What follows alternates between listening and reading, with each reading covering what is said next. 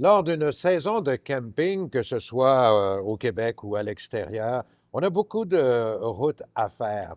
Mais vous savez que conduire, c'est pas banal. Ça utilise à peu près tous nos sens, puis parfois il nous en manque. Je rencontre Jonathan Beauvais, le lieutenant qui est contrôleur routier. Jonathan, conduire une voiture, c'est l'utilisation de plusieurs de nos sens, là. Oui, en fait, conduire, c'est vraiment quelque chose qui demande beaucoup, toute notre attention, en fait, et de là où on va venir parler des différentes sources de distraction qui existent. Parce qu'il faut que notre attention soit à 100% sur notre activité de conduite, mais il y a plusieurs sources de distraction qui vont nous guetter quand on conduit. Comme quoi, là? On peut parler de distraction visuelle, Oui. distraction manuelle, distraction auditive et de distraction cognitive. On peut les Cognitive, expliquer. par exemple? Cognitive, là, c'est vraiment celle qui est la plus difficile pour les gens de comprendre ou à laquelle faire attention. Mais cognitive, c'est quand notre cerveau il est occupé à faire autre chose. Moi, je donne souvent l'exemple de quand ma conjointe me demande de ramener de l'épicerie une liste. Là, elle va me dire du lait, du pain, du lait, du beurre. Puis là, moi, je ne prends pas de notes parce que je n'ai pas besoin, on se dit toujours ça. Puis là, je pars en auto, mais là, dans ma tête, là, je pense à ne rien oublier parce que je le sais, j'oublie souvent quelque chose quand je vais à Ah, l'épicerie. OK. Là, dans ma tête, là, je pense du pain, du lait, du beurre, mais je ne suis plus en train de penser à mon action de conduire. Là, je conduis, mais un peu de façon par réflexe, si on veut, par habitude.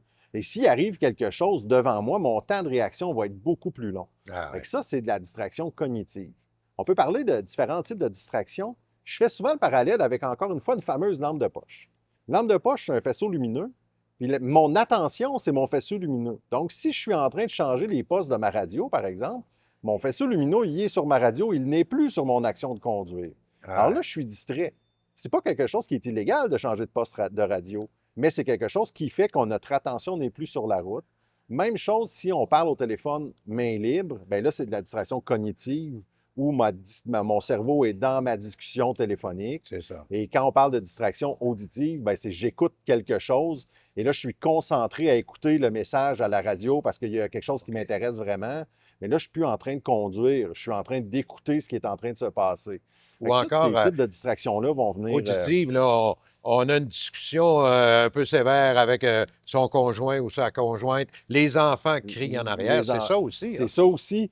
Donc là, si je suis concentré à écouter ce qui se passe en arrière parce qu'il y a une discussion animée, que je sois pris dans cette discussion-là ou non, bien, je suis occupé à l'écouter, c'est de la distraction à ce moment-là. Puis, si on parle des fameux appareils électroniques Oui. aussi, là, on est distrait pas mal souvent, là. On a beaucoup d'appareils électroniques maintenant dans nos véhicules, hein. Les tableaux de bord maintenant sont de plus en plus complexes. Ce qui est important de faire, c'est de s'assurer de prévoir notre itinéraire sur notre GPS avant de partir, de mettre notre bon poste de radio, tout préparer nos choses avant de partir.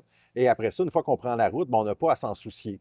L'appareil, évidemment, les écrans peuvent être utilisés, par exemple, le cellulaire en mode GPS, Ouais. uniquement s'il est sur un socle fixé en, tu sais, solide, pas dans notre main comme ça, puis je regarde mon GPS. Il faut vraiment qu'il soit placé dans un socle où là, on peut l'utiliser, mais uniquement des outils d'aide à la conduite. Donc, pas essayer de composer un Ouais, numéro, exact. pas essayer de changer une chanson sur notre C'est ça. appareil. Ça devient des sources de distraction qui ne sont pas permises. Puis, idéalement, c'est de faire travailler la personne qui nous accompagne. Tout Elle à fait. devient copilote. Le copilote va servir à ça. On va C'est lui ça. demander d'être présent. Si on a besoin de parler à quelqu'un, de téléphoner, bien, peux-tu téléphoner à telle personne, lui dire telle chose? Bien, peux-tu changer l'itinéraire sur le Ah, GPS, s'il vous plaît? On va pouvoir le demander à notre passager qui va pouvoir faire ces fonctions-là. Et nous, ça nous permet de pouvoir continuer de conduire, faire notre action de conduite de façon sécuritaire. d'excellents conseils, Jonathan. Merci infiniment de Ça fait ta plaisir, merci. participation.